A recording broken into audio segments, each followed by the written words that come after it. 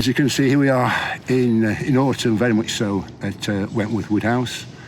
The Forest of Bewilderment behind me here, with the trees looking beautiful in this soft November light. Gardening at this time of year, well, it could be anything. This morning, for instance, we're reacting to events. Storm Debbie has left its mark here with branches, twigs, and indeed entire trees over it. So we're having to react immediately to that by clearing the paths and making sure it's safe for our visitors to come. I started back in November 2017 as a garden volunteer, and over the years we've seen many changes within the garden.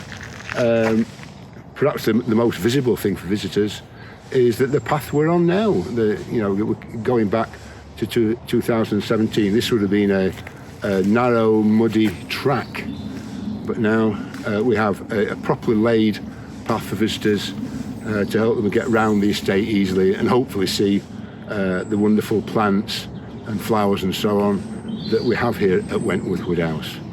We have a gardening team on Tuesday, which I belong to. That was the first one. We now have them on a Monday, Tuesday, Wednesday and Thursday. So in all, 4 gardening groups.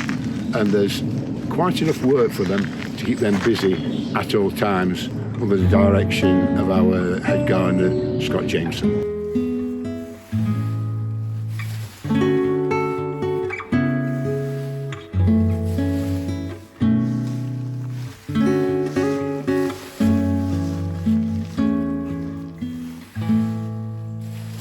On a bright day, November the 14th, 2023, and it's a sort of weather when the bulbs for next year are starting to grow, and if we look really carefully, we'll see the first snowdrops coming through. Now these won't be flowering until February, March time next year, but they are already coming through. If we look carefully, let's have a look down here, if we rustle around and move things. Oh, here we are, look.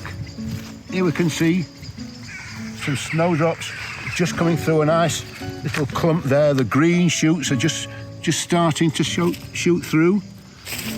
Lovely. They'll form a nice bunch next year. There's some, you can see some more here. Look, here we go. There we go, another bunch coming through. See the green shoots there.